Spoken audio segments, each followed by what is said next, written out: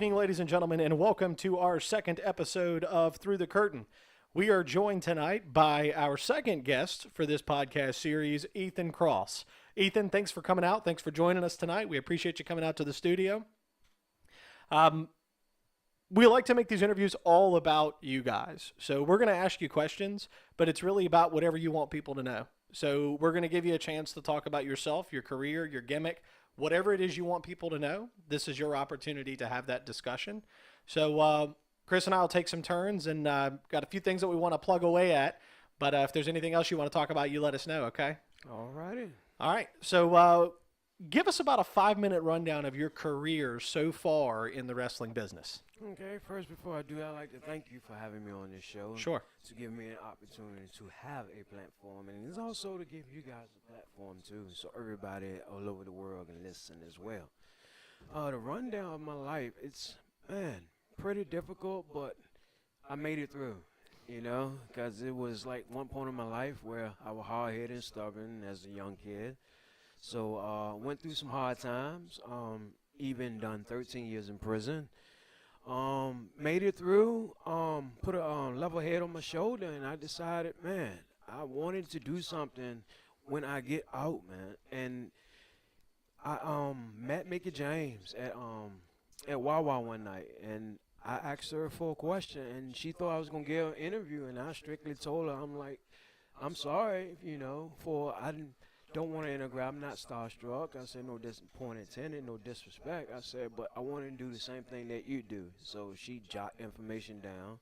I looked it on websites, and that's how I got into the wrestling business. Okay. Wow. So I just want to touch on that a little bit. So you spent 13 years in prison. Yeah. What was it that happened during that time that made you realize this is what you wanted to do? Oh, man. I looked at two individuals, people who have life sentences and people who in and out. And I made a decision there. I made a decision that whether if I want to do the same thing they doing, have a life sentence, or wanted to come out and make a difference. So I chose to come out and make a difference. And I'll say around my 5th year out of the 13, I decided, I say, hey, this ain't for me anymore. Okay. Man, that's awesome. Yeah. That's awesome. So I mean, what do you think the big, like say you looked at a couple people and you got an idea of what you wanted to be, you wanted to make a difference. So other than just wanting to make a difference, out of that entire scenario, what was the biggest life lesson you learned, and is there any way that you can apply that life lesson that you learned to your wrestling career now? Yeah, I teach class sometimes, wrestling class, so I always tell them, I'm like, man, if you have a goal, go for it. If you a type of kid that stay in trouble, get out of trouble. Don't follow people that think they're your friends, because at the end of the day, they're not your friends. They're going to laugh at you, stab you in the back, and then when you're in a situation, they're going to like, well, I told you, you shouldn't have got in trouble, but you hang out with the same type of individuals.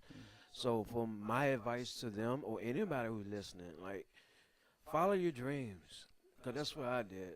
Stay out of trouble. Listen. Okay. So how old are you now?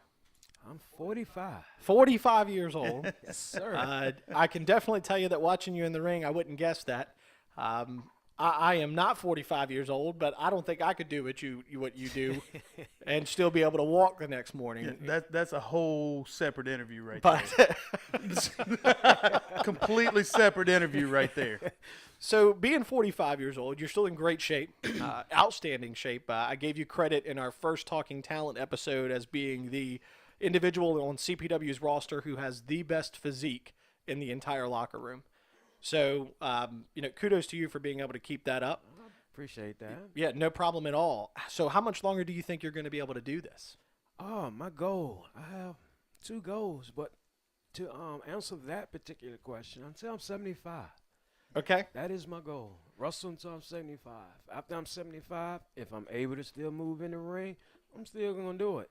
If not, I'm going behind the scenes. That's so why 75? Oh, man. Been gone, incarcerated for 13 years. Yeah. I'm in good shape. Yeah. I'm still in good shape. I have no problems, and I always shock people because I smoke cigarettes. So, You know, so they always ask me how I do it, and I always tell them it's not what you do, it's how you do it. So, that's fair. Hey, and I'll be completely honest. You and I've been in a ring together. It's been about 7 years now. yes. 6, 7 years since we had done that. So when I talk about him at these matches, and when I talk about Ethan Cross on these reviews that we do, and I talk about the athleticism and the way he moves in the ring, I'm not just talking about what I see. I'm not just talking about what you do in the show we just watched. I've been a part of that. I've seen it. So, I mean, it's amazing that you're still doing it at 45, the way that you're doing it, at the level in which you're doing it. Just keep on going, man. Thank you. Yeah, it's impressive. I've only seen you a couple of times, but it was impressive to see you. When I learned your age from Double K, I realized that that made me even more admirable. Over the skills that you have and your ability to be able to still do it. We've seen this on multiple levels. Even if we talk about folks, you think about the Undertaker in the WWE. The guy's 53 years old. I mean, his matches haven't been stellar for the past couple of years, but they've still been matches. And he doesn't move around as well as you do.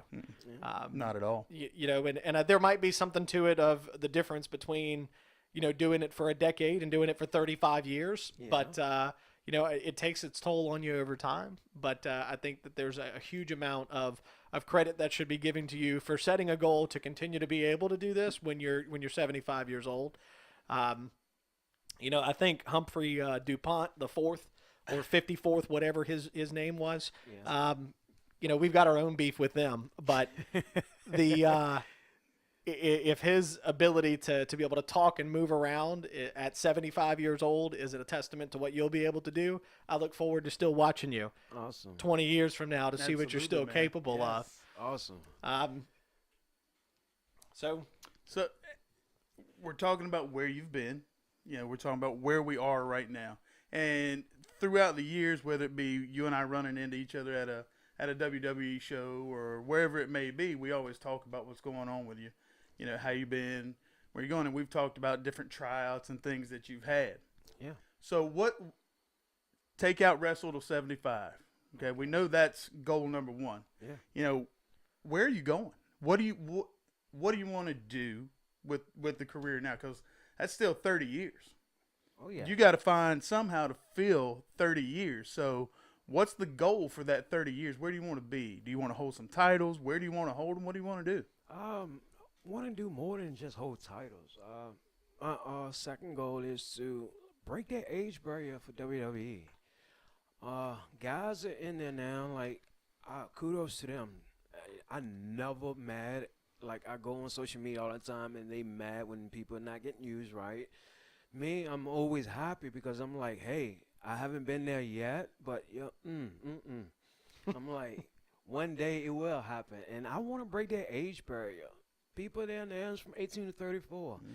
You have people over the age of 34, but they've been there, like you say, Undertaker, a decade or more. right. So only been like wrestling for 8 years. So my goal is to prove a point, to break that age barrier. And even if it ain't for me per se, it's to break the age barrier for someone else as well. Not just for me, but for someone else. And say, hey, is he 45 and he still move like he's 25? Maybe somebody else the same age can do the same thing. Yeah,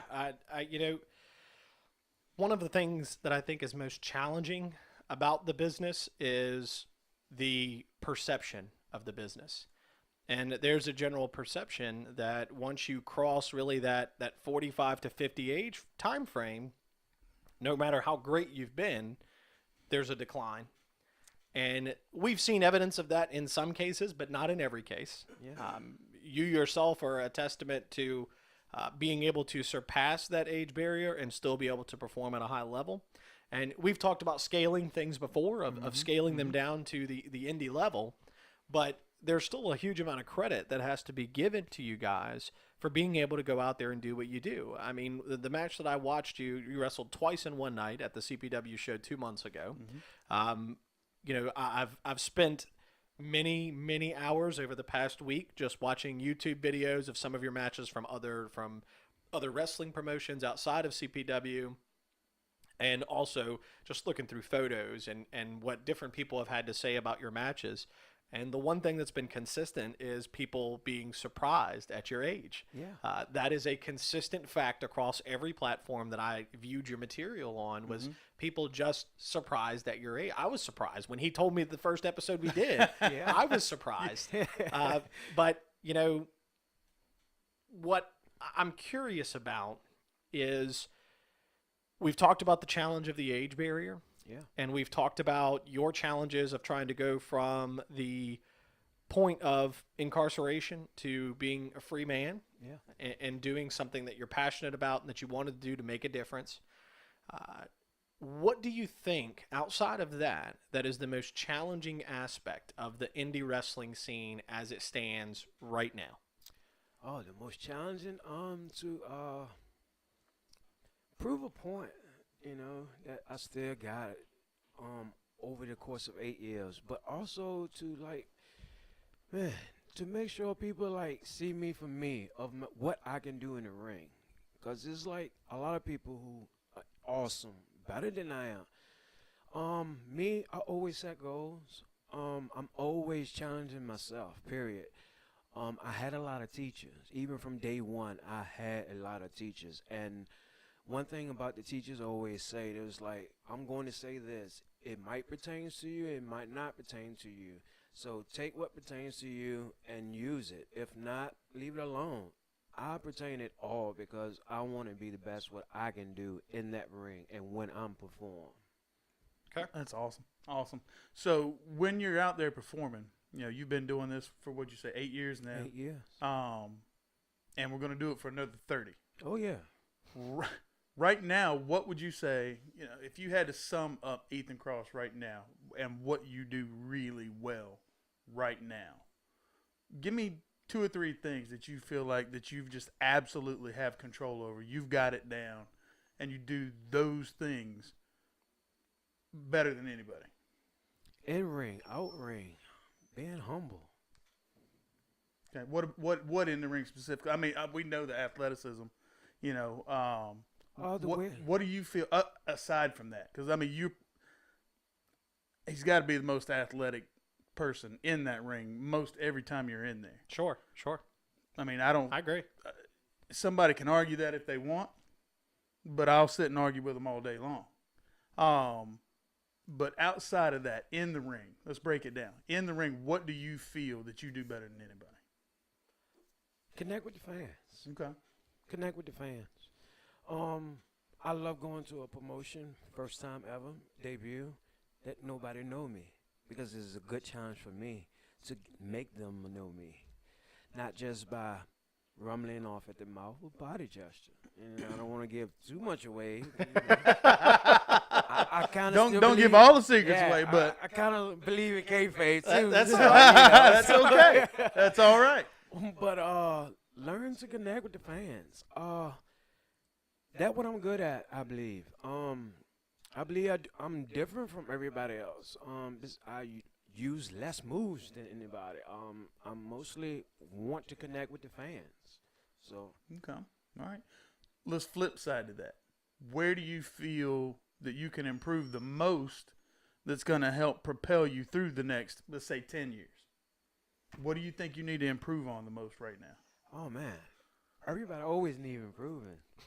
That's why I'm so humble. And I always, when people, whether they teach me, get me advice, I go on social media, I watch certain people, I go on their page and I read it. I don't comment all the time. And when I was on group today, on group chat, I told them, I said, I don't comment it all the time, but I do read it. It's because sometimes you learn when not saying anything. You just by reading. So I read a lot. I learned that way as well. Because to go back, way back when I first started, oh man, if you gotta saw me, he was like, why are you doing this? This isn't for you. But I had a goal that this is what I wanted to do. I didn't care if it took me 20, 30, 40 years. This is what I wanted to do, and I was going to do it. I was a slow learner. Now I catch on. So, if we take what you just talked about of being, what you do well of being able to connect with the fans, and then your passion to continue to learn to improve your art. We've talked before about how we are firm believers that wrestling is an art form. What you guys do in the ring is you tell a story. And that's really what it's all about. Yes. We've lost that in different aspects of the business, whether it be from the indie scene or to your main rosters on your higher wrestling brands. That storytelling part, you don't always get the time to tell the best story. Yeah. So how do you take what you need to get better at and help that contribute to telling the story in the ring? How do you do that? How do I do that? Whoever I work for in promotion, whoever they put me up against. Most people watch videos. I watch a little bit of what they do, even if they first time. I'm more about putting the next person over. Cause in my brain cell, it's like, okay, I know I can do it, but it takes two to tango. Just one person can't do it. So, storytelling I love. I'm getting better at it, but still need work on it. Sometimes promos, I'm not gonna lie. Yeah. Sometimes promos right. need it. But I always look at it like everything.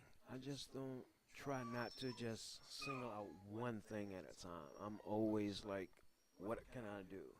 If someone giving me advice or someone teaching me something, I was like, okay, I don't care what I do good. What I need to work on, that's what I want to do. Okay. Come.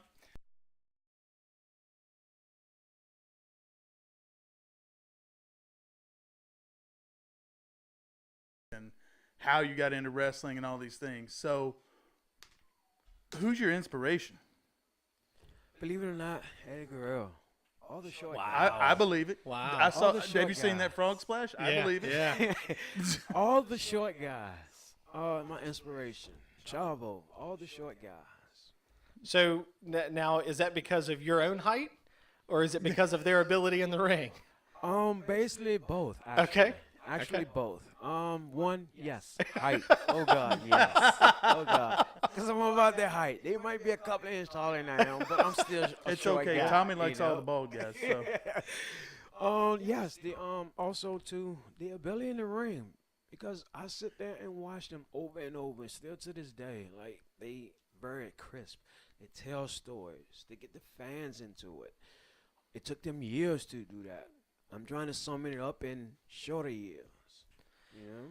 This is true. Yeah, I mean, and one of the things that we were lucky to be able to see with those guys was their progression. Anybody that followed those guys, if you talk about Eddie Guerrero, you can talk about Chavo Guerrero, you can talk about a lot of guys that were big WCW guys, but they were never what they became in the WWE.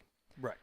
The level that they were able to reach in the WWE elevated them to be able to become the stars that make you admire them. And even now, with your in-ring ability, there's always things that you can identify with that you can say, well, man, I wish I could go back and I could do that a little better. So, we've been beat up a few times on how critical we've been of some people, but we acknowledge that it didn't contribute to the mission that we were after. So we decided to modify how we reviewed things. So with you, if you had to sit back and watch one of your own matches, what would you say is the climax of your match? So when you tell a story, what's the point in that match where you feel like Ethan Cross is at his best? Oh man, when I beat up the tall guy. It's fair. That's fair. Yeah. That's one of it. Man, when I tell a story, I like wrestling bigger guys, taller guys. To me, that's a better story because I'm so short. I like to take the leg out. Sometimes I don't want to say too much about Yeah, kayfabe, that's but We fine. don't want to give it away. We understand. But I, I want to do something that a lot of younger guys don't do right now. Is to one, tell a story. Two, work a body part. Yeah, I, you don't I, see much of that You anymore. want to you want to be more technical. Yes. Okay. That's what I'm aiming for. Okay. Honestly, that's what I'm aiming for. And to answer like some of the stuff you had said earlier, in between that, man, I watch my own match all the time. Okay. I'm very critical of myself. This past show, I was mad at myself. Why? Because the rope slipped when I was doing the springboard. Not once, but twice. Luckily, he caught me, which Yeah. I was so proud of. And he heard me when I said catch me. But, I don't want to say too much. But I watch my match all the time when I can and when they are on YouTube or when I get a chance to watch it. And I'm very hard on myself. I'm very beating myself up. Some people tell me, don't beat yourself up too much. I have to because I want to be better than what I am now and want to be the standout guy. Do being that critical of yourself, being just sometimes just mad, at some of the things you see in you, do you ever feel like just that you could be your own worst enemy there and Yeah. take things too far that direction? I can, but I only do it to myself. I don't. I sit back and watch other people like how they give out criticism. I love criticism. I always say I don't care how you tell me, long as it's the truth. I don't care. If you curse every 5 seconds, is that your way of telling me the truth? I don't care because I don't get mad at that. I'm trying to get better in what I'm doing. So me personally, I don't get mad. love it. I can't speak for other people, but me personally, I would never get mad because I want someone to be truthful to me. If I'm truthful to them, I want someone to be truthful to me.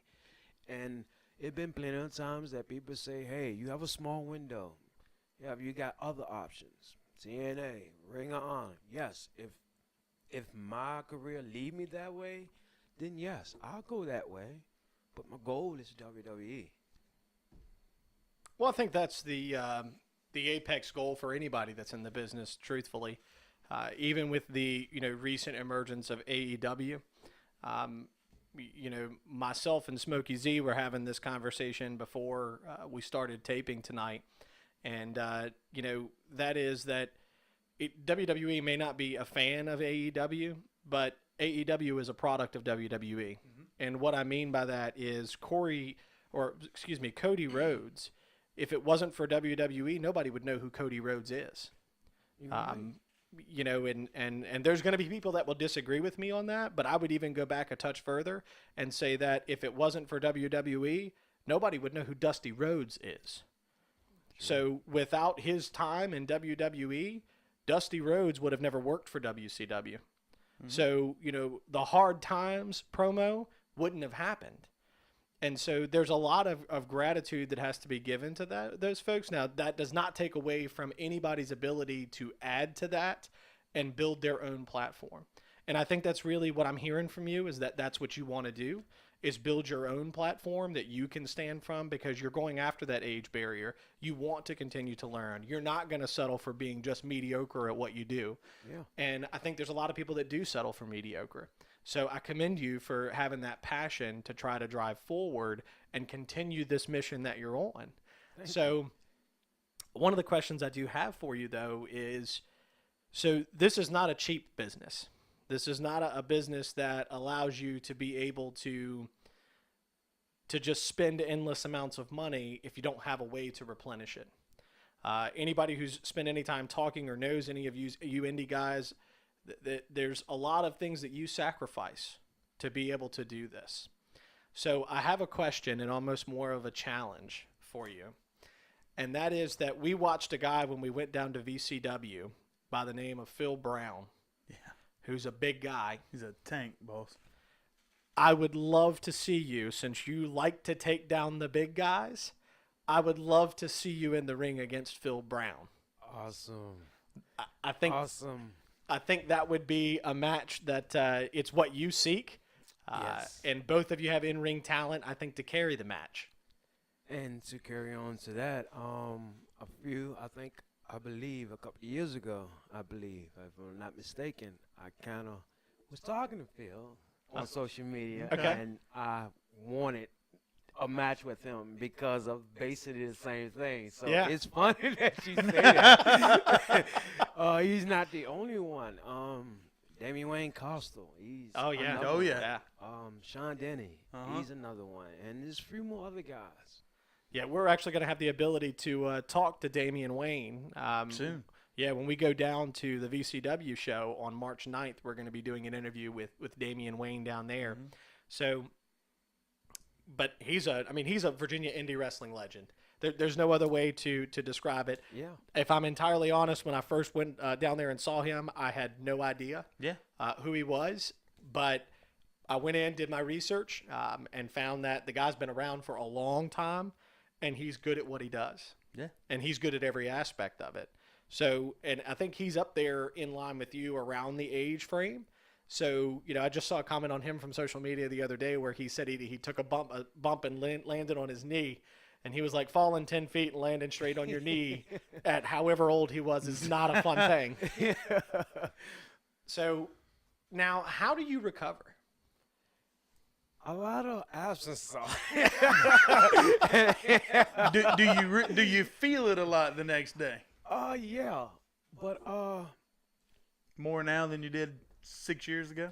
but I'm gonna say about the same. Okay. Because I'm used to it now. A lot of people take, medications or what have you. I take Tylenol. That's about it. But Epsom salt in a bath, work wonders for me. It haven't failed me yet. So I might be sore the next morning, but I also got a shoot job to go to. So, hey, Okay. Got to do what you got to do, right? yeah. Yeah, I can promise you that myself, Double K, and Smokey Z, we don't make enough money here to sustain our bills. So we've all got shoot jobs. We have to go back and work. Yeah. And so I can feel your pain on that. And one of the things that we've talked about before is sometimes we're doing these episodes and we're taping 2 or 3 episodes a night. And then one of us has got to turn around and be back at work at 7 o'clock the next morning. So, you'll leave tonight. We've got 2 other episodes to tape. And so when we say that we feel the pain of the long hours, we feel it. We get It's it. not the same as being thrown around in the ring. Nobody's going through this table at the end of the night is what we're saying. No, Okay, no, all nobody's right. going through the table. All But it's Think about it. Maybe. Maybe. it's still it's a long hours work for us. So between the shoot job and being an indie wrestler, what would you say is the deciding factor on when you make the decision to give it up? Oh man, I'm not trying to give it up. But, Well, I'm not asking you to give it up. We don't want you to give it up. Yeah. Let's clear that up Yeah, now. right. Oh man. I don't know. Like Purely a what if scenario. Yeah, exactly. yeah, So what if scenario? I had always said to the job, my shoot job that I work at, if you ever gave me an ultimatum whether I choose between the shoot job and my career, I'm choosing the career. It's just how I am. I can't speak for everybody else. Most have kids. I have one. She's 24. She grown. I don't want no more. So I'm following my career. yeah. So a lot of people, see themselves married. Understandable. I'm not taking that away from anyone. It's just how I am. I'm following my career. Okay. Plain and simple. Man, I love it. So, kind of leads me right to another question. We know you're following your career. We know where it is. We know when it started. And we know how long it's going to go. 30 more years, right? Oh, yeah. So, if you're giving advice, if you've got 18-year-old Bobby standing in front of you, just like you were standing in front of Mickey James, asking you, how do I get into this business? What do I need to do? Who do I need to talk to? All the things that you asked Mickey, if 18-year-old Bobby comes to you and asks you that question, what advice do you give him? What do you tell him to do? First maximum is he's serious. Mm-hmm. Because most people who try to get into it, after a few months, 3 to 6 months, they done. They take the first bump and they like, oh man, it's not as easy as I think it is. If you're serious, my advice to them is to stay with it. Follow whatever you're trying to do with your life, period. If this is what you actually want to do, I can give you advice to stay with it. There's going to be people that tell you no. There's going to be people going to say, hey, finish school first, which is nothing wrong with finishing school first, but you can do both. You can follow your career and finish school. You can do both. You can balance it out. So I want to expand on that a little bit. So you mentioned being able to do both of being school and following your career being becoming a wrestler. How many matches are you having a week? And how many are you having a month? And how many different areas are you traveling to? Okay. I love this question. In the beginning, I had a chance. I believe I was only a year and a half to 2 years in. And I had a chance to travel with a guy named Shorty Smalls. Me and him did matches after matches. So it was a lesson taught for me, and that was his way of teaching me the inside stuff too as well. Man, I used to travel a lot when I was early in my age. Now I pick and choose. And Okay. the reason why is that nothing against the guys and nothing against any promotion. I pick and choose is because I want to be the best that I can be. So I want to wrestle people who are way better than I am. I had a chance to go to Monster Factory. I had a chance to go to seminars up there. I had a chance to do a lot of stuff. I even did extra work backstage for WWE. I still shoot emails to them once every 6 weeks to be extra talent. Man, I always say this, like, I learned a lot. That's all I... So on an average, Yeah. how many times are you in the ring a month? Now, maybe twice. Okay. I was expecting you to say more than that, but yeah, Right. A lot of people, yes. I'm gonna say twice. Cause I pick and choose. okay. This past month I had two in a month. This month coming up, I got 2. Next month I got 3. The next following month I have 1. It's just I pick and choose. A lot of people always like go to towns, do this, do that, and I did in the beginning. Now I'm kind of cut back and just, hey, this is where I want to be. Hey, that what Yeah. I'm in CPW. I love the locker room. I love all the guys that's there. I got a chance to wrestle the guys that I used to teach back at another previous school. I love it. I told them backstage, this ain't about me. It's about you. I like putting the next guy over. How often do you still train, Yes, I still train. or is it purely you're doing matches, you're doing shows? No, I do both. I still train. How many days a week are you training? 4. Okay, Oh, wow. 4. so you're in the ring a lot more than twice a month. Yes. But Yeah. show-wise, You're doing twice 2 shows a month. Sure. Now, who else are you wrestling for on a regular basis outside of CPW? outside, I'm wrestling for UCW. Okay, I saw some pictures from them. Mm-hmm. Yeah. Back in the past, I did shows for Monster Factory. When we go to seminars, we earn to get on the show, which I love it. Okay. Oh man, I love it. It been SPW back in Dalton, Alabama. I did shows for them. Hopefully, I go back at the end of this year for them. Hopefully, when a lot. Hopefully next year I go to Indianapolis. Hopefully, I put a plug in, so hopefully they like what they see, and hopefully I go to Indianapolis and wrestled for Expo. Oh wow. Oh wow. Yes. Okay. No, that should be exciting. Oh yeah. Oh, So yeah.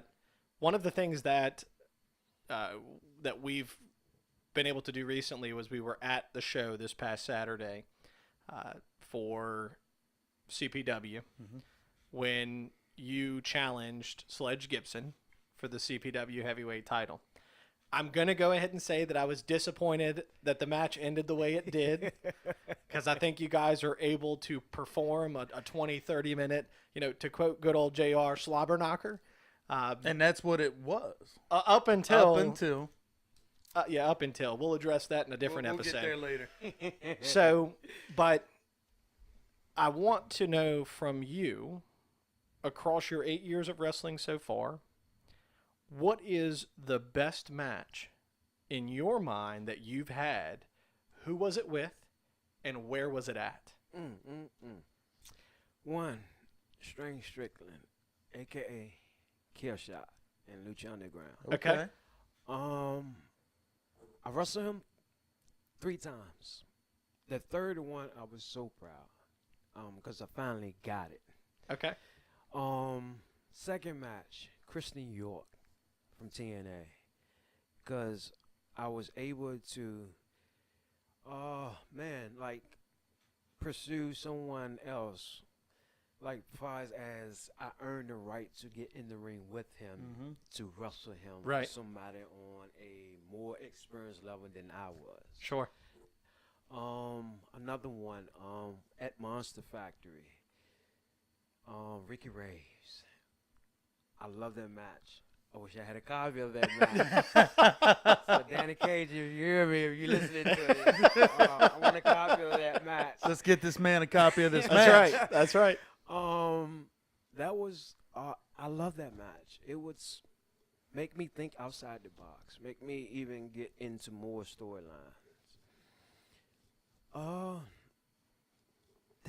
Gordon Braswell, GXW.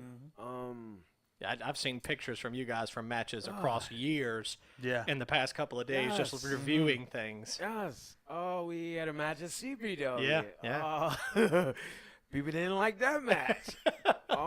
Man, it's a lot of believe it or not, and I don't know if I ever told him this, but Brandon Scott.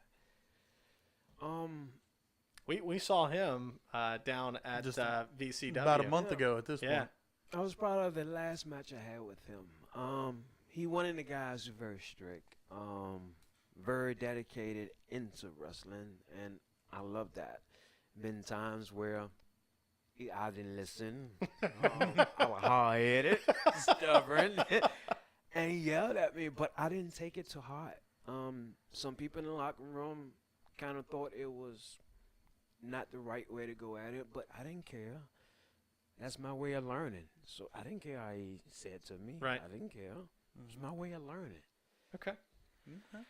So we're coming up in the final few minutes of our broadcast tonight, and one of the things that I want to ask is, we created these podcast episodes to be a medium for you guys to talk about yourself. We've been in this conversation now for about 35 minutes. What do you want people to take away from this show about Ethan Cross?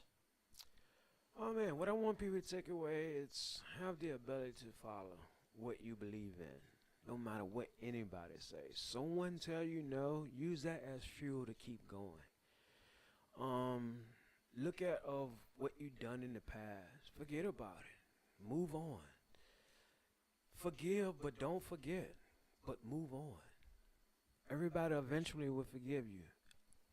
Eventually, everybody will be like, hey, I didn't think you did that. You used to do that. Like, people still don't believe to this day that I was incarcerated because of the way I carried myself. Sure. I didn't have a clue until he told me, so. Yeah. So, just follow whatever. It don't have to be about wrestling. It can be about everyday life. You dream to be an officer, follow it. Dream to be a nurse, a doctor, follow it. Go overseas, travel, follow it.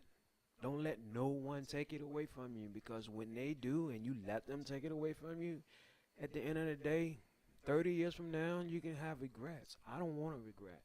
I want to say, hey, I did this. I didn't go as planned, but hey, I have no regrets. I have fun while I'm traveling. I gotcha. So That's awesome, man. it is, and I want to, as we bring this to a close, I want to tell you that we are very grateful for the transparency that you've provided tonight.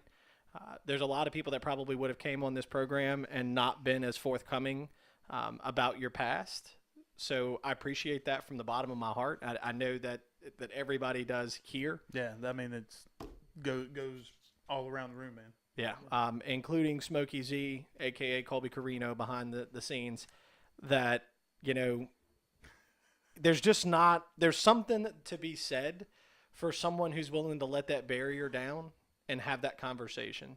And, in closing, is there anything that you want the folks that are listening or watching to know about how they can contact you or how they can book Ethan Cross? I mean, book me through EthanCross41 at gmail.com. That's how I take all my bookings. Okay. You can also look me up on social media, Facebook, Instagram, Twitter. You can look me up on there. Send me a holler. Even if it's just to talk, I conversate. I control my own Facebook. Okay. Some people don't. Some people got their other folks doing it. Sure, Sure. Eventually, I hope I will, but until then, I control it. I'm going to answer right away because I'm always busy. Sure. So, but I will. Like, if it's just a question, like, I'm honorable. Like, I have people always come to me sometimes and say, hey, I'm inspiration because of my age and what Sure. I do. And they like, hey, I'm staying in it because of that. I like that. My time is to give back. And that's what I'm doing. Whether if I make it or not, I'm giving back. And that's highly commendable on your part. Absolutely. As a fan, I thank you for that. There's not enough of you that have that same mentality and the same mentality of wanting to follow before you can lead. There's not enough of them out there that have that same mentality. So thank you as a fan. Thank you for having that mentality and trying to pass what you know on to others. That's crucial in this business being successful long term. None of the guys that are at that elite level would be where they are if somebody hadn't done that for them before. That's the only way to grow. Yeah, absolutely. Only way to grow. So, Ethan, I thank you for coming out and joining us tonight. It's been great to have you out on the show, Yes, thank you to for have this having me. conversation. Thank you for having me. Folks, that's gonna wrap up our evening here at Through the Curtain. As the same as it has been for the first several episodes, I'm Tommy T. Double K. And Smokey Z behind the scenes. Folks, we hope you enjoyed, and we'll see you the next time the bell tolls.